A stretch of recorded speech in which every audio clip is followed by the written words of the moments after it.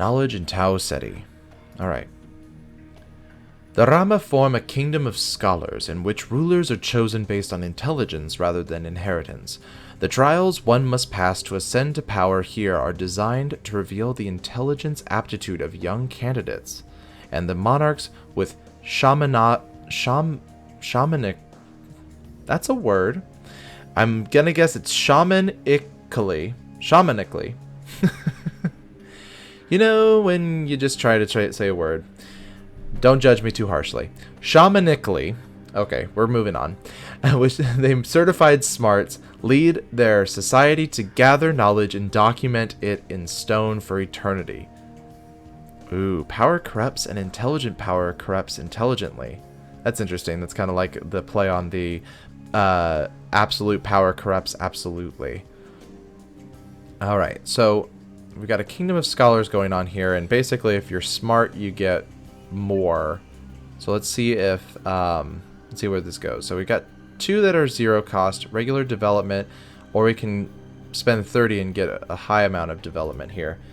The clever monarchs and sharp-witted shapers of Rama society dominate Tau Ceti 3 with a lasting legacy of scholasticism. There we go. I got that one. Concept of intelligence aptitude trials for would-be monarchs is popular yet difficult to implement, so devising challenges fit for appointing sovereignty proves to be the only puzzle which can't be cheated. Okay, so basically, who rises to power are the intelligent ones, the ones that have the most wherewithal about how to run things. I think we're gonna spend some synthesis here and create our little perfect utopian intelligent society of plant people. I love this. The Kingdom of Scholars. So let's see how much that does. And are we there? Are we gonna be? Oh my gosh. And oh, come on. There we go. Wait. Well, I mean, we're at 100%, but we're not yet at the Iron Age, so we're gonna have to play along a little bit longer. Let's add to the Utopia. Let's just do it. Beautiful sculptures is shared. Okay. Let's see here. Let's go for more Utopia. Why not? The Rama compose an epic poem recounting their history. There we go. New technological age. Now we're in the Iron Age, with our scholar kingdoms. Empires and trading states rise to power in the Iron Age. The metalworking Rama forge tools and develop the skills needed to create simple machinery, while expanding theological discourse could provide them with a sense of purpose and a moral compass. Organized religion also has the potential to bring about great atrocities. So this is, I think, very similar to what they were saying with the humans here. So we have to choose between religion or thought. Okay. So let's see how we can play this one out. So with wisdom, we can gain technology and more utopia. It'll cost us synthesis, though. Advancement will gain us 2 synthesis. Interesting. And gain us more of them and more deposits. Or power will not gain us anything. So I'm thinking we're either going to go for wisdom, which is going to take a lot of synthesis, though. So we just spent a lot on them to get them to the Iron Age, so I think we're going to probably go for advancement. I like the fact that we just get a bonus of 2 synthesis. It's all good here. So so I think we're going to go for that. They create blades, and they create new techniques to accelerate their city building. Let's go for the advancement one. All right. I'm going to take a breather out here, because I really want to see if I can get something going on Rigel. I just like the name of the planet over here. Fluctuation in Rigel's central star leads to changes in its color spectrum. That might be useful. Alright, humans, what are you up to? Humans reached the Nautical Age. Hey! We got a whole new age. The humans developed vessels capable of exploring the farthest corners of their planet. The flourishing traffic of goods and ideas advances the fields of navigation, chemistry, and engineering. While rough pirates sail the sea regions of Earth, universities house printed books safeguarding the accumulated knowledge of human civilization. We found another land far on the other side of the ocean, a place to breed and to feed on helpless creatures. It is truly a paradise. In Looper, Wormface Navigator, 26th breeding period, Vega system. So I'm guessing that since we don't have really any Wormface Navigators on planet Earth, I'm gonna guess that this is another species that the developer has made that we might get to create in some version. Alright. So we're now in the Nautical Age, tech level 3. And we can choose between power again, which doesn't gain us anything in synthesis this time. And it's just going to hurt. And because, oh gosh, our casualties went way up again. So we don't want to do that one. We could do advancement, which increases the amount of people, and forests. Oh, we're now in forests. That's interesting. I wonder if that's because we're now seeking out land to settle. Or we can go for the tech and utopia vibe. Honestly, I'm thinking tech and utopia might be more useful to us than having extra forest and more people, though having more people helped us out here with the potential casualties, so we might need to look into trying to click on those when we get the chance. Let's go for wisdom. And it's not going to cost us anything. And we're going to get some tech from that. There we go. And our dystopia is going down. Alright. Stone steles on Earth were said to bear transcriptions. Oh, we already know that one. Alright. Let's keep going. The humans are now able to reach the farthest corners of Earth and create stele capitals there. Excellent. The Nautical Age technology let the humans gather mineral and biomass resource on all land masses off Earth. Resources, yes. Okay. From the yawn of time's infancy, deities were said to have established the sacred fire keepers on Earth to protect and defend against fearsome warriors who may desire to use this force of nature without godly approval. That's so interesting because, of course, we had the fire wars that were happening. But now it's developed into sort of a fire religion. Getting some like Game of Thrones vibes of like the night is dark and full of terrors. Here, take some fire. All right, let's up our tech level here. The humans mourn the death of a great academic. Oh, good. So we want to click on this so we can lower the casualties. I believe plus means minus. It's a little confusing how it kind of goes backwards and forwards there, but I'm going to guess plus means positive, which would be lower. So let's go for that. There we go. The hereditary thinkers of Earth inspire the humans to live peacefully. All right. I don't want that. I don't really want that, so let's just go for regular synthesis. Is there still life after death? That is the question, humanity. That is the question. Oh my gosh. Is it our new species? In the Rigel System! Sorry, I should not add another rolled R here. So it's just the Rigel System. Alright. A new civilization is born. A life form on Rigel 7 started making simple tools and developed a rudimentary language. But which species will form a Stone Age civilization in the Rigel System? Let's see here. What do we get to pick now? So I get to foster a brand new species. So we don't have enough for the balanced species, which, oh my gosh. It's like Falcor. It's like a worm Falcor sentient like fuzzy caterpillar here. It's like Alice in Wonderland, but we don't have enough to purchase them, unfortunately. So the standard species, ooh, interesting. It's like a hulking mammoth with a mole nose. If we click on them, it says the Kulgar. Can I click on them? No, I can't. All right, the Kular, sorry. The Kular, aggressive humanoid pig creatures wandering the ice plains primarily to compete with others of their kin. Interesting. So that's standard. And then unbalanced gets us plus 20. What do we got? What on earth? So we got another sentient plant creature, the Doroloth. Sentient and resilient plants, they dwell under the ice and trap other organisms for nutrients. Oh my gosh. So there's a lot of them. but they don't have a lot of tech. They where they have a negativity to tech. They have negativity. They're in dystopia. There's a lot of them getting killed off, and they don't have a lot of resources.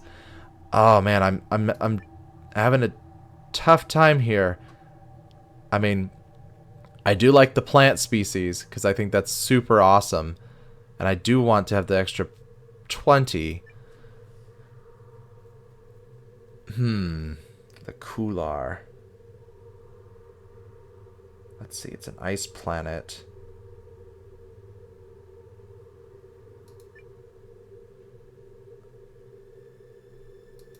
I'm gonna go for the Kular.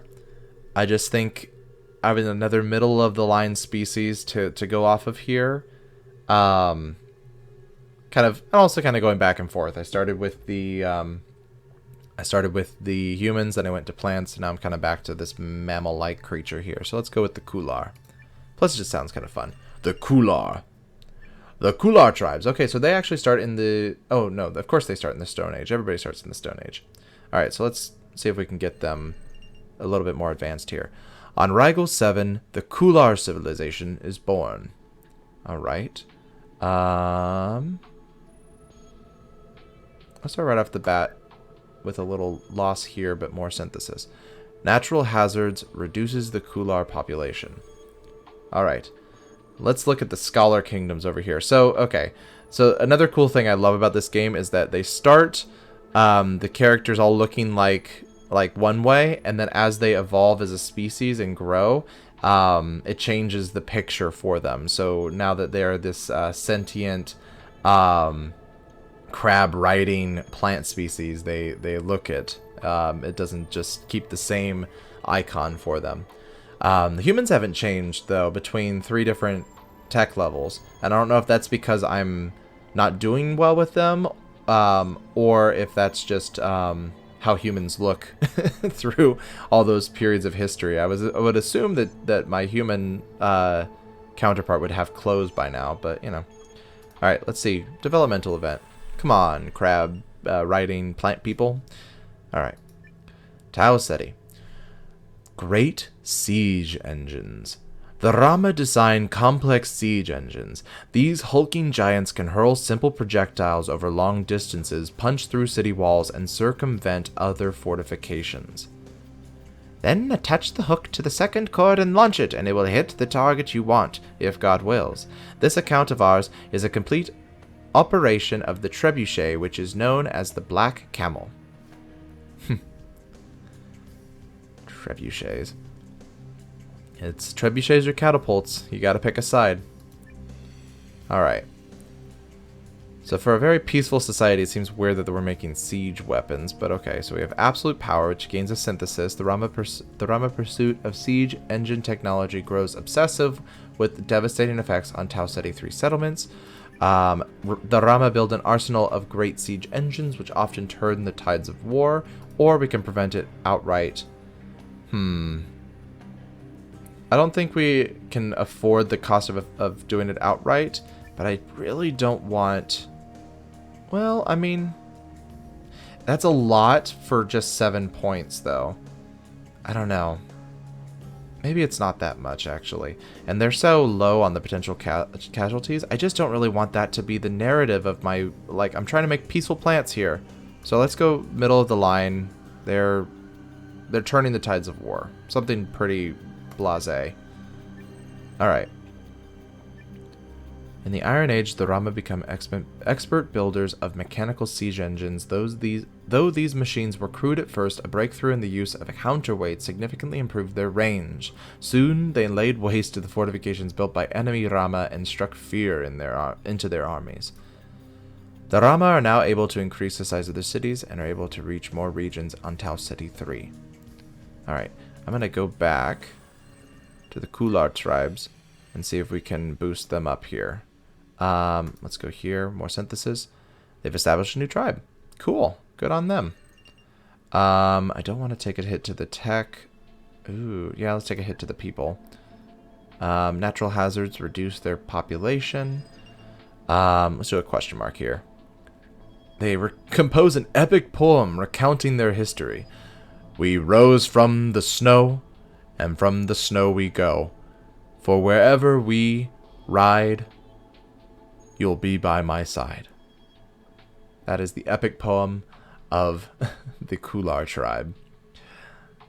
Alright. Let's see here. The work of a wise person widely circulated among. They got a lot of tech from that, which is good. Let's go ahead and... Let's see. Let's take another hit to them. I feel like they're a sturdy population. I think we can... So their growth is down. So they're not growing. So I think that's the big thing here is I'm not necessarily killing off how many are here. I'm affecting their growth. Interesting. Actually, now that I think about that. If I'm choosing this, am I choosing how these are all being affected? I'll have to look into that. A once powerful tribe falls on Rigel 7. Alright, humans. Let's see if we can get you some clothes. Depopulation? No. That's the opposite of what I want. Export of vermin. Great. Trade ships on Earth inadvertently move vermin along with their wares as they move between the continents. With no natural predators, these non-native pests begin to exterminate local animals and crops. He was at first much pestered with cats and rats that bred in great numbers from some of each species which had got ashore from ships that put there for wood and water. The rats gnawed his feet and clothes whilst asleep, which obligated him to cherish the cats with his goat's flesh, by which so many of them became so tame that they would lie about in hundreds, and soon delivered him from the rats. Interesting. I know that it's an English privateer, but we used a French accent. We'll go with that. Let's see here. I can either prevent the rat problem. I can take a massive hit to depopulation for an increase here. Or I can do middle of the line. I think, you know what? Let's take a massive depopulation. I'm willing to sacrifice humanity a little bit here. They've got a lot of them. They're good, and this will they've got a lot of them. They're doing okay, and we can use the extra 7 here. Ugh, gosh, I feel like as soon as I click this, it's gonna go shoop down to like the bottom. So let's go and try this. All right. Oh. Okay. So it didn't. Okay, so this is a good thing to look at here. So it didn't kill off the amount of people. It just lowered the amount of growth by a lot. Okay. So let's go ahead and let's go for synthesis again. Humans mourn the death of a beloved trapper senator. Let's go ahead and lower the casualties. There we go. More humans. Human trappers lay down gunpowder muskets and abandon the art of war. Hey, we're in a new technological age. Human dynasties, the humans reached the industrial age. The humans start to study electricity, steam power, and machine manufacturing in the industrial age. Harnessing the power of radio waves might allow them to send signals into outer space, but this civilization could accidentally eradicate itself as weapons development thrusts forth. Interference with the planet poses a serious threat to the ecosystem that has sustained humanity through the ages. Alright. Excellent. They've got clothes! The humans now have clothes! Alright. So what are we going to do here? We're going to take power, not a lot, for something that we don't really want there. You take advancement, people, and things, or I'm going to take wisdom. You know, we need to get this dystopia, like keep it more middle line here. So, let's do that, and also improve our tech level.